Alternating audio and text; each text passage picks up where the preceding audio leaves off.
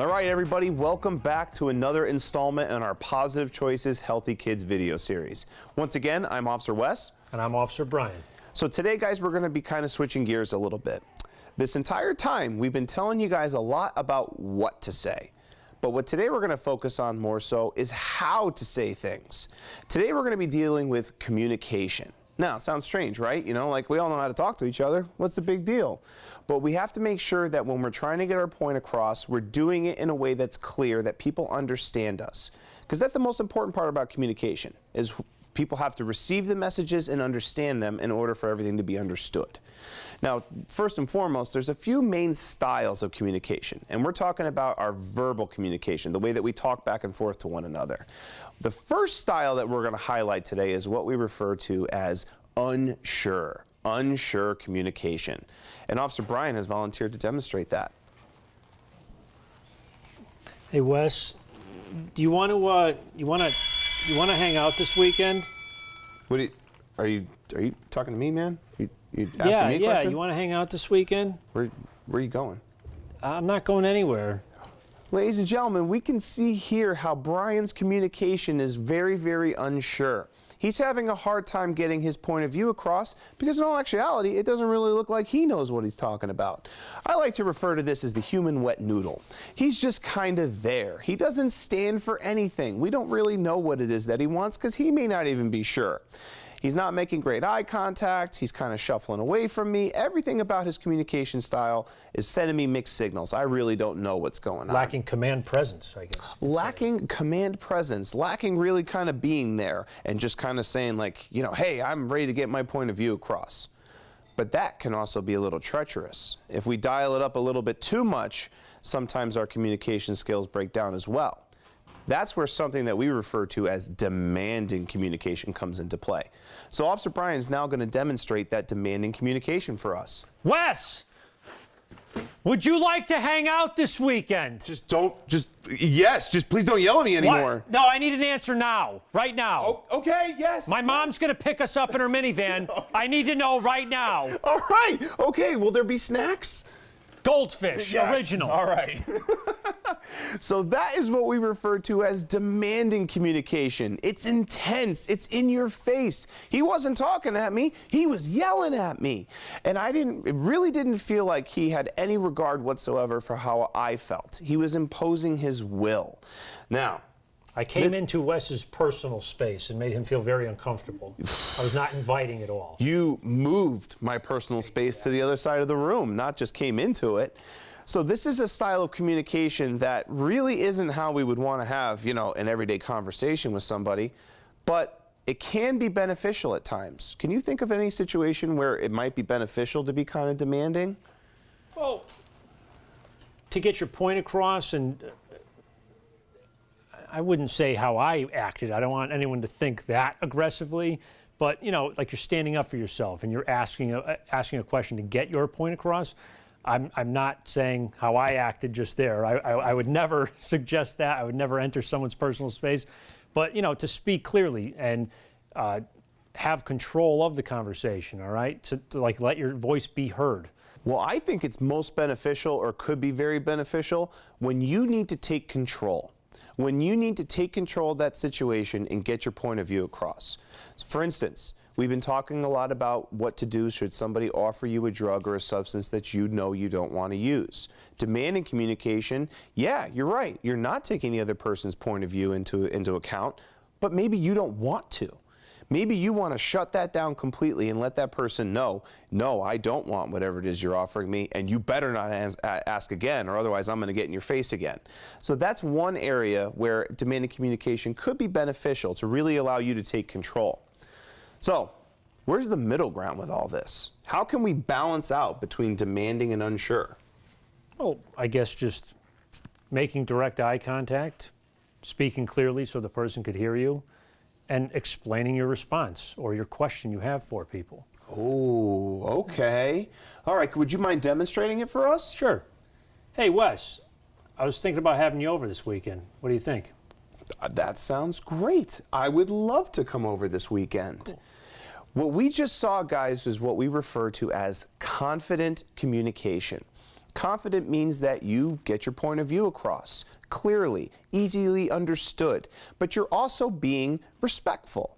You're being respectful of the person you're talking to. You're not yelling at them, but they're getting it. They're understanding what you're saying and they're responding to it. This is, I think, the best overall style of communication because it's mutually respectful. You're respecting the other person while you are also getting your point of view across as well. So I would say that, what do you think, Officer Brian, in your experience, you know, through life or as a police officer, what's been the best method for you? I think the confident. You make the direct eye contact, you say what needs to be said, and then you look for the response on the other end. When you're too demanding, you're going to heighten the whole situation, and it's really not needed. If you just stick to the confident, let people hear you out, I think that's the best way to go. Don't ever be the wet noodle, because people will take advantage of you in a second. We only like wet noodles in our pasta strainers. That's about it. That's the only time we want that wet noodle. All right, so guys, I agree. I mean, look at this guy. Who wouldn't want to talk to this guy when he's using confident communication like that? So those are our three main styles of verbal communication. Three tools that are available to you that, you know, may have their time and place, but overall, that confident communication is what we want to strive for at all times.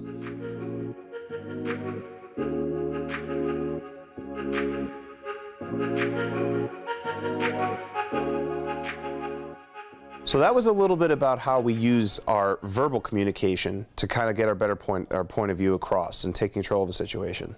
By the way, we gonna hang out this weekend? Sure. I don't have any plans. You have to bring snacks because I'm not feeding you again.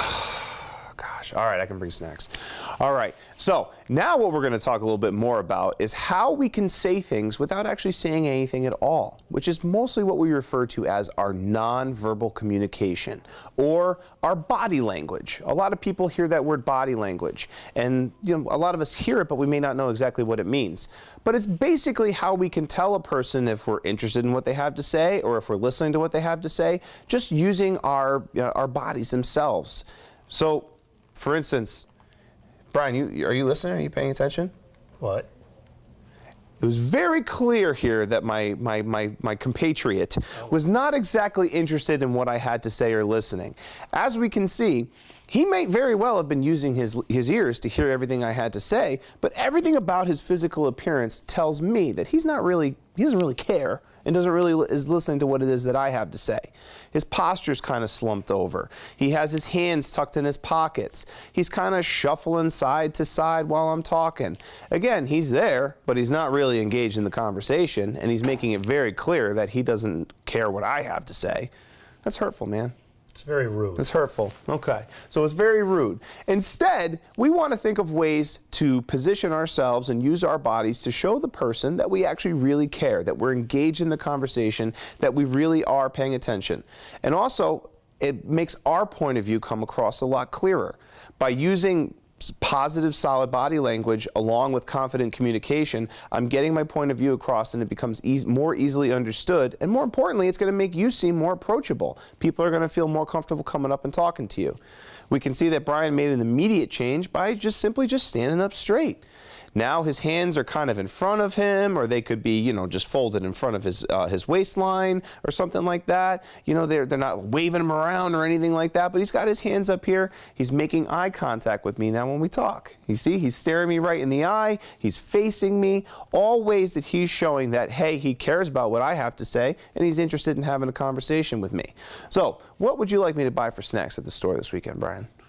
Fruit by the foot, goldfish, Oreos, and I don't like soda, so bring water. Water's good. All right, how about Dunkaroos? Yes. Yeah, all right, Dunkaroos it is. So these are all ways that we can show each other that we are paying attention and we are engaged, and more importantly, we care and want to listen to what it is that the other person is saying to us. So body language is something, and listen, it's hard, guys. It's kind of hard to be a really good communicator. You have a lot of things you have to be worried about on top of listening to what the person actually has to say. But the more you practice this and the more comfortable you get with it, the more effective a communicator you're going to become, and people are going to want to talk to you, be around you, listen to what you have to say, and you're going to be able to get your point of view across just as easily.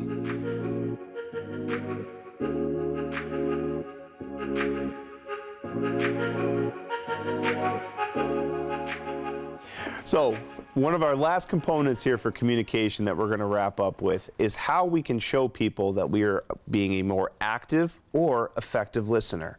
Little things that you can do during a conversation to show a person that you really are paying attention, that you really are listening to what the other person has to say. So to do this, this is a quick little exercise that you guys could even do at home. Think of your favorite toy that you've ever had in your entire life. Like, close your eyes and really visualize it. And then turn to somebody at home and start telling them about it. But I'm going to do that exercise right now with Officer Brian, and you guys could take a look and see if it looks like he's really paying attention to what I have to say. All right, ready? Thinking, I'm visualizing. All right, so Brian, I had this Gen 1 Optimus Prime Transformer that still had the detachable trailer that folded out into the little base that had like the little cars and like the fuel pump. And he even had, you could take his hand off and like an axe went on his hand. And he fought, Megatron at the dam in the first episode of season 1. Do you remember that? I mean, like, this was the greatest toy in the history of toys. But, yo, man. Hey, you want to listen to Billy Joel, Piano Man? What? I'm trying to tell you a story. Oh, sorry. It's my favorite song, but... I'm trying to tell you a story. Are you even listening to hear what I have to say? Yeah, it was like Gen 1, Transformers, something like that. So, if it's cool. I bet you like it, right? So as you guys can see, Brian was clearly listening because he was able to recall some simple details about my Gen 1 Optimus Prime. But at the same time, he was really not telling me that he was listening. I felt as though I was being ignored. I felt as though he wasn't really respecting what I had to say. He was playing on his phone. He was looking down at the ground. He was looking around the room, slumped over in his chair. So even though he was hearing what I was saying, it really, really didn't feel like he cared what I had to say.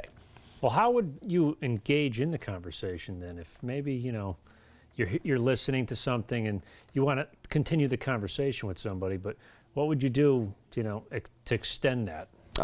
So this is where that active or effective listening comes into play. Now, these are small little tips and tricks that you guys can start doing during a conversation to show the person you're talking to that you really care about what they have to say, and you want to be, you want to hear you want to hear them out. You want to be a part of it. So we're going to do the same exercise, except this time I'm going to ask Officer Brian to tell me about his favorite trip that he's ever gone on in his entire life. And I want you guys to pay attention to see if there's a difference between the way I am responding to his story as opposed to the way he responded to mine. Hey, Wes, so I just got back from this awesome vacation that I went on. Where'd you go? Baja Mar in the Bahamas. Wow. Yeah. Okay.